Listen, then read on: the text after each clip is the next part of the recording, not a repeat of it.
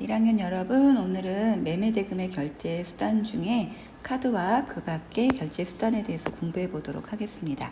자, 여러분 교과서 116페이지고요.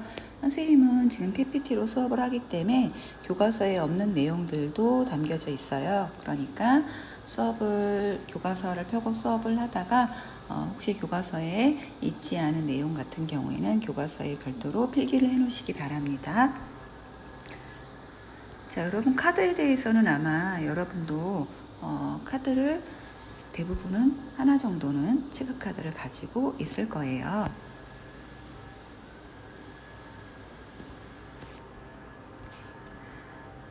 자, 카드 중에 이제 대표적으로 신용카드에 대해서 먼저 배워보도록 할게요. 자, 여러분은 아직 미성년자이기 때문에, 그리고 여러분이 일정하게 고정 수입을 가지고 있거나 아니면 어떤 재산을 가지고 있는 게 아니기 때문에 신용카드는 아직 발급받지 못하고 있을 것입니다.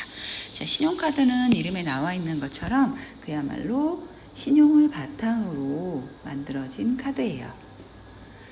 신용카드를 이용하면 신용카드의 발행사, 즉 카드를 발행한 회사와 계약을 체결한 회원이라고 했어요. 이 회원이 바로 카드를 가지고 있는 카드 소지자입니다.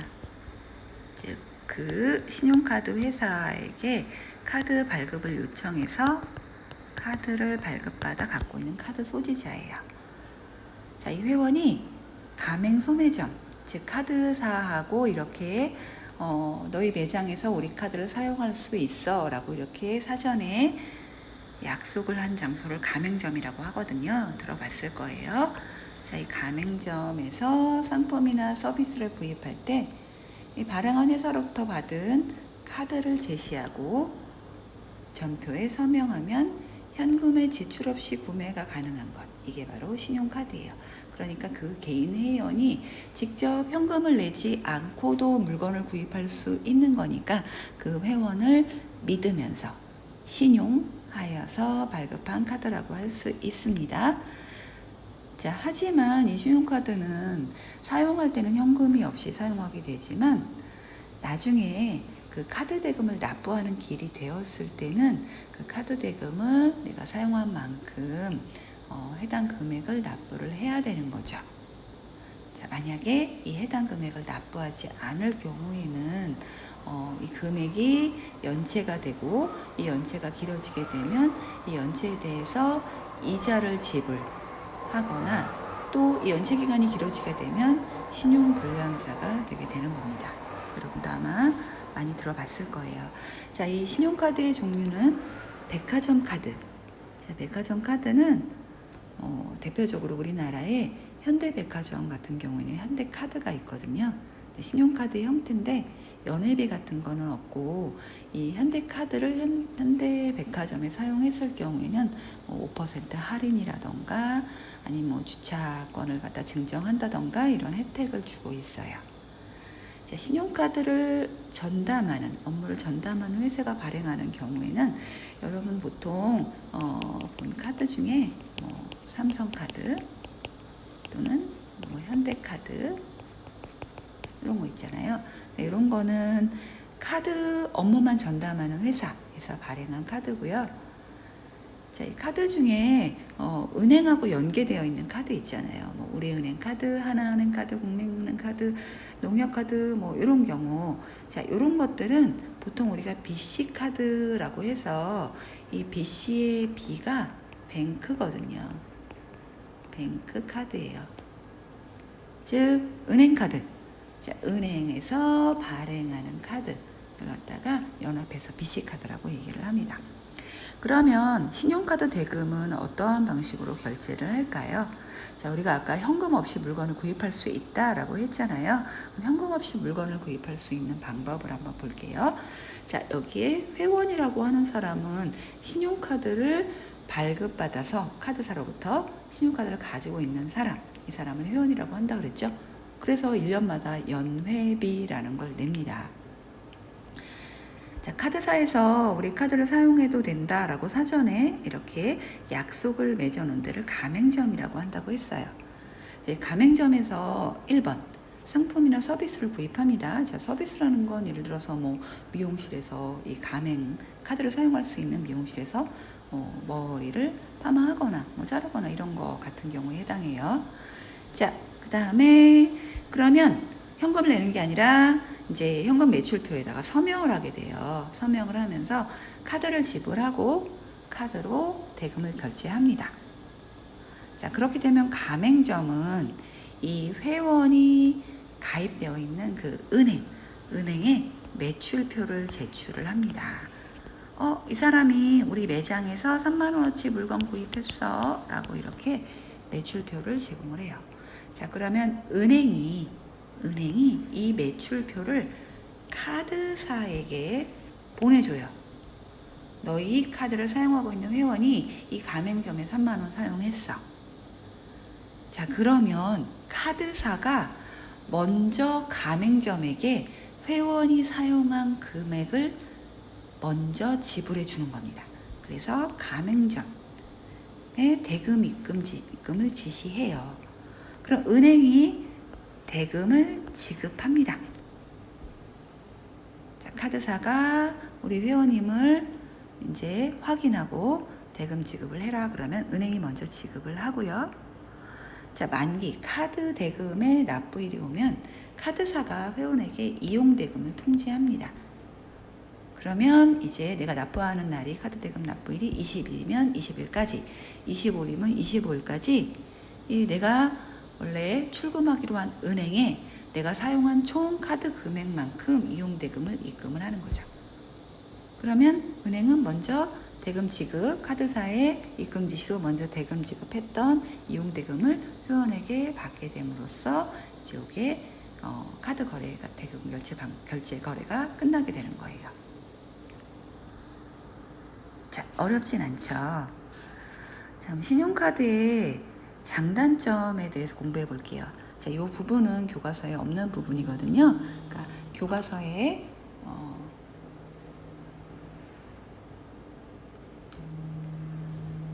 없는 부분이기 때문에 이 교과서 이 부분을 갖다가 메모를 해주세요. 자, 신용카드의 장점은 우리가 모두 알고 있는 것처럼 현금을 들고 다니지 않아도 신용으로 상품을 구입할 수 있습니다. 소급의 형태라고 할 수 있는 거죠. 돈을 먼저 내지 않으니까. 자, 지금 당장 이제 좀 갑자기 급전이 좀 필요할 때 현금 서비스를 받을 수 있어요. 그 회원이 신용도가 어느 정도냐, 대금 지급할 능력이 어느 정도냐에 따라서 현금 서비스를 받을 수 있는 금액은 회원마다 다르게 책정되어 있습니다. 자, 상품을 예를 들어서 좀 뭐 전자제품이라던가 이런 비싼 거를 샀을 경우에 할부로 구입이 가능해요. 가끔 보면 뭐 6개월 무이자 할부 이런 거 카드사에서 프로모션을 제공하잖아요. 그러면 6개월 동안 뭐 할부 이자를 내지 않고 금액을 나눠서 지불할 수가 있는 거예요.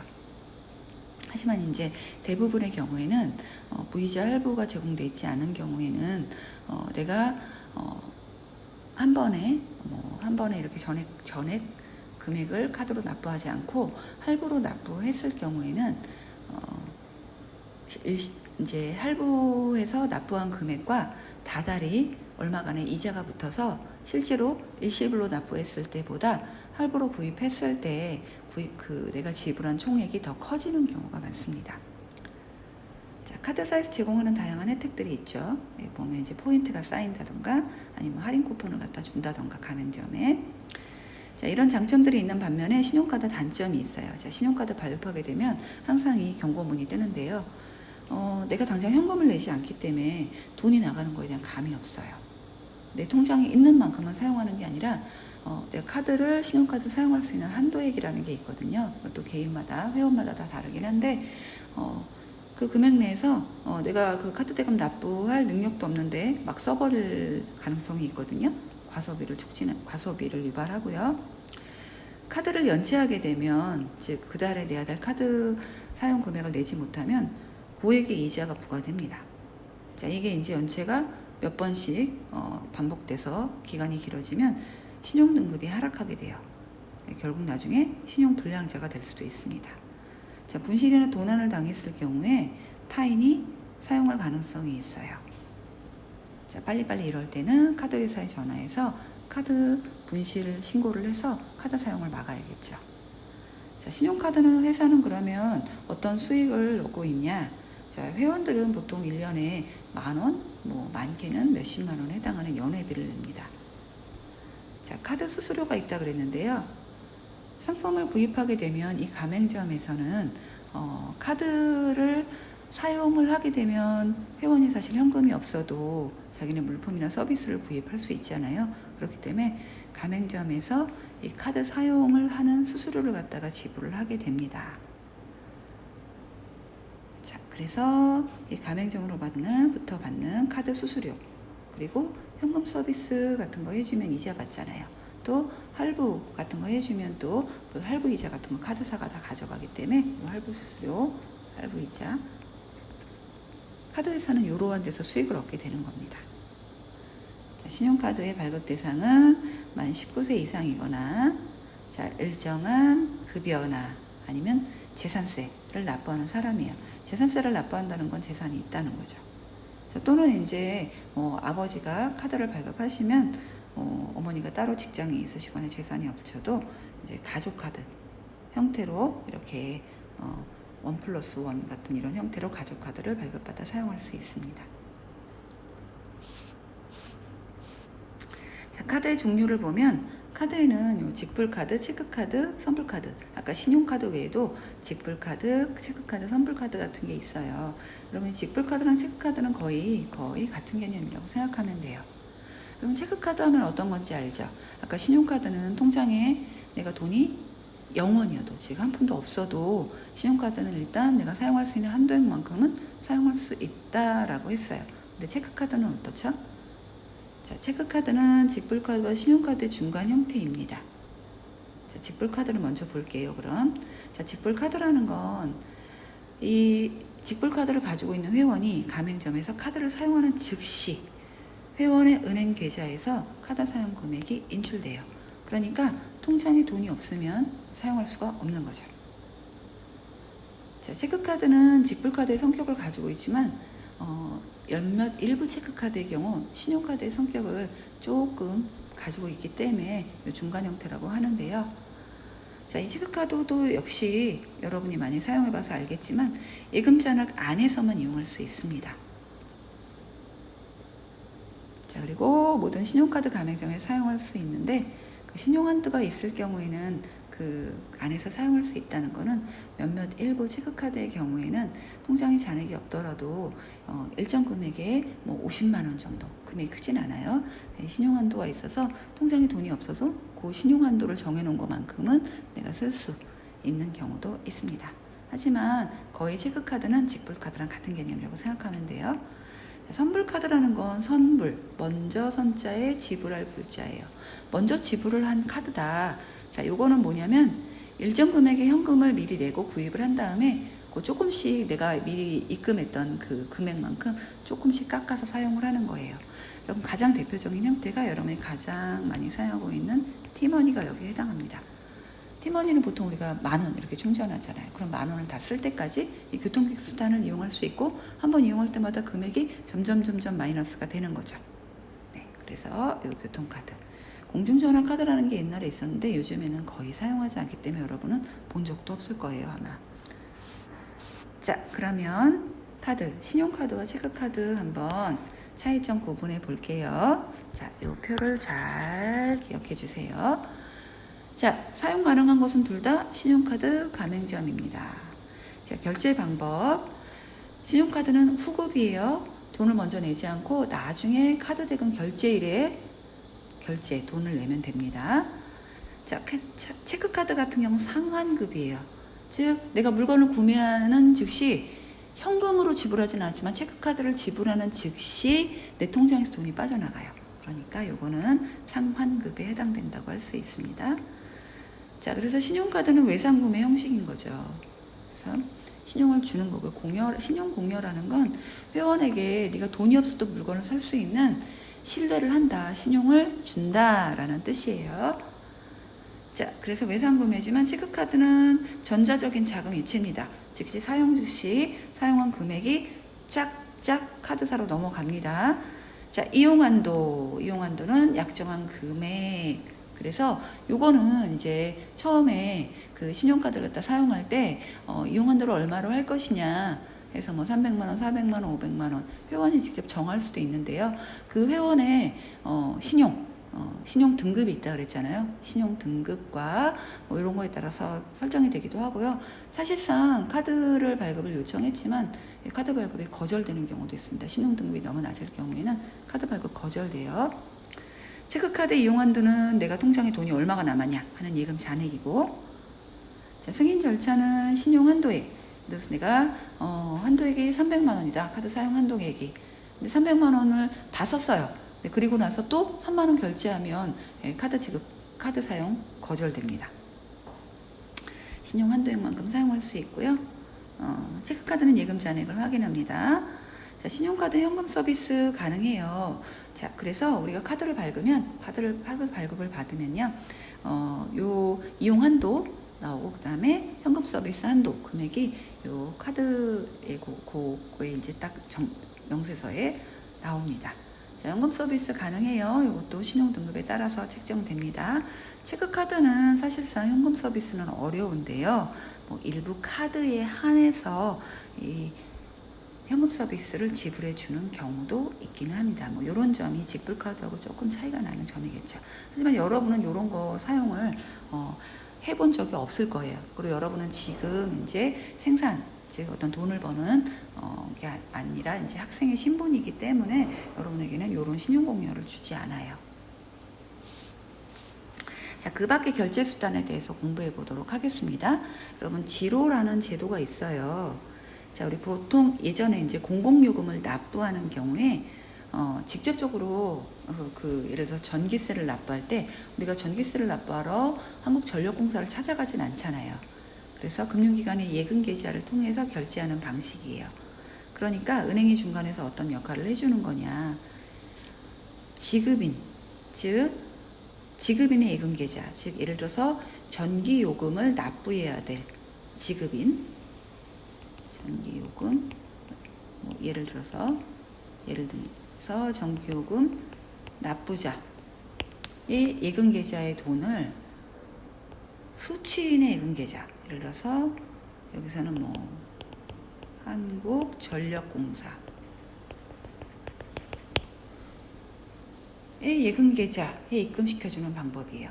그러니까 이제 내가 전기요금을 납부해야겠다. 이 전기요금 내 예금계좌에 있는 걸 갖다가 지로를 통해서 납부를 하면 요 납부한 금액을 한국전력공사의 예금계좌에 꽂아주는 거죠. 자, 이런 방식입니다. 그래서 특징은 지급인과 수취인, 즉 납부하는 사람과 납부를 받는 측이 모두 은행계좌를 가지고 있어야 합니다. 근데 오늘날에는 이런 지로를 종이로 보내는 경우는 이제 극히 드뭅니다. 없어요. 자, 인터넷 지로라는 게 있어서 이 인터넷 사이트 또는 앱에 들어가서 바로 지로요금, 공과금, 세금 이런 거를 납부할 수 있는 제도예요. 자, 뭐 이택스라던가 아니면 스마트 이택스, 뭐 카카오톡 청구서 이런 데 들어가면 내가 납부할 뭐 세금이나 공과금이 뭔지 쭉 명세서를 보고 그걸 바로 그 자리에서 카드라던가 아니면 실시간 현금 이체를 통해서 납부할 수 있도록 되어 있는 제도입니다. 자, 예전에는 이러한 종이 형태의 지로 통지서를 많이 받았다는 거죠. 그래서 요거를 가지고 여기 나와 있는 뭐 지로 번호 해서 인터넷 뱅킹 같은 걸 통해서 납부할 수도 있고요. 또는 은행이 지로를 갖다가 지로 통지서를 갖다가 은행에 가져가서 은행에서 납부를 하는 방법도 있고 그랬었어요. 지금은 뭐 일부 신문사 뭐 이런 경우가 아니면 거의 사용하고 있지 않습니다. 자, 이번에는 지금 최근에 가장 핫한 전자화폐에 대해서 공부해 보도록 할게요. 전자화폐라는 건 우리가 실제로 이제 어떤 현금이라던가 이런 거를 가지고 다니지 않으면서도 우리가 대금 결제가 될 수 있도록 해주는 게 바로 전자화폐예요. 실제로 이제 한국은행에서 내년 정도면 우리 가지고 있는 화폐 중에 지폐를 제외한 동전은 이제 시중에서 조금씩 다 회수를 해서 없애버린다고 합니다. 사실상 동전이라는 거는 그 동전이 가지고 있는 가치, 예를 들어서 10원, 100원 뭐 이런 것보다 그걸 만드는 데 들어가는 비용이 굉장히 많이 든대요. 우리 보면 동전을 가지고 다니면 무겁고 굉장히 거추장스럽잖아요. 시중에 동전을 다 없애고, 예를 들어서 이제 뭐 교통카드, 티머니 같은 카드 형태를 하나 만들어서 물건을 사고 동전의 형태가 남았을 경우는 거기다가 이렇게 적립을 시켜주는 방식, 이렇게 해서 대금 결제가 이루어지도록 만든다고 해요. 전자화폐는 기존의 지폐나 주화를 대체하는 새로운 개념의 전자적 결제 수단이다. 자, 이런 걸 말합니다. 자, 그래서 전자화폐는 가치를 저장하는 형태에 따라서 IC 카드형과 네트워크형이 있는데, 이 IC 카드형은 요 다음에서 보겠지만, 여러분 카드에 보면 요즘에는 이런 IC 카드라는 게 붙어 있잖아요. 그래서 우리 요즘에 뭐 코로나이기도 하고 하지만, 요즘에는 계산하는 수납원이 이 카드를 받아서 결제하기도 하지만 직접 거기다 카드를 갖다 꽂으라고 얘기를 하죠. 그럼 이 IC카드 단말기를 통해서 카드 대금 결제가 되는 경우가 굉장히 많아요. 그럼 많이 무인 계산대에서 이미 해봤을 거예요. 자, IC카드에서 전자적인 방법으로 은행 예금의 일부를 옮겨 단말기 등으로 현금처럼 지급하는 형태입니다. 전자지갑형이죠. 가장 대표적인 형태가 이것도 티머니 형태가 여기에 해당된다고 볼 수 있어요. 자, 네트워크형은 가상은행이나 인터넷과 연결된 고객의 컴퓨터에 저장하였다가 필요시에 공중통신망이라고 하는 거는 뭐 KT라던가 SKT라던가 이런 거 공중통신망이라고 해요. 통해서 대금 결제에 사용하는 형태입니다. 현금형, 신용카드형, 수표형 이런 것들이 있죠.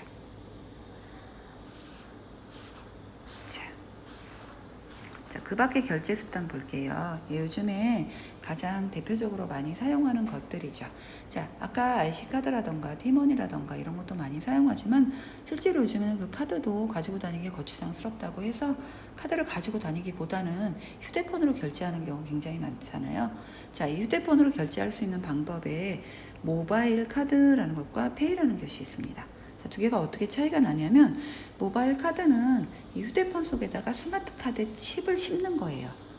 자, 그래서 스마트 카드 칩을 심는 때 스마트 카드라는 게 뭐냐면, 집적회로 아까 우리가 봤던 그 IC 카드 있잖아요. 칩을 갖다가 신용카드에다 심어서 그 IC 칩을 갖다가 직접 휴대폰에다가 심는 겁니다. 우리가 유심카드 꽂듯이 해서 신용카드, 직불카드, 교통카드, 신분증으로도 다양하게 활용할 수 있는 거예요.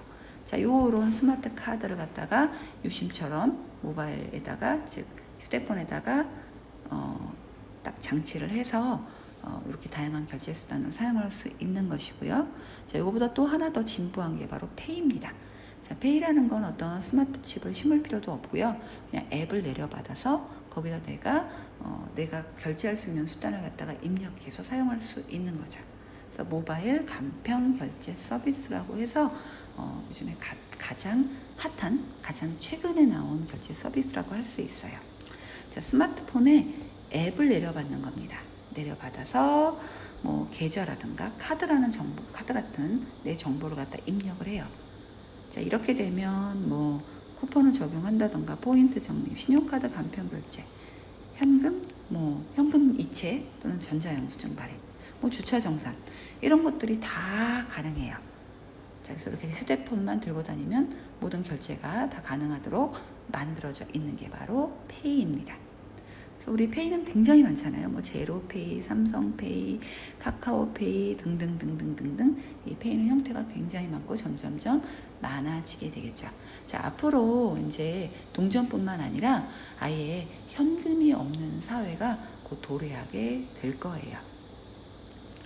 자, 이렇게 페이를 마지막으로 해서 그 밖에 결제 수단까지 다 공부를 해보았습니다. 자, 오늘 배운 내용은 여러분이 앞으로 또 여러 가지 이렇게 경제생활 하는데 많이 도움이 되었을 거예요. 어려운 부분은 없고요. 자, 여기까지 해서 이 매매대금의 결제 수단, 여기까지 수업을 모두 마치도록 하겠습니다. 수고하셨습니다.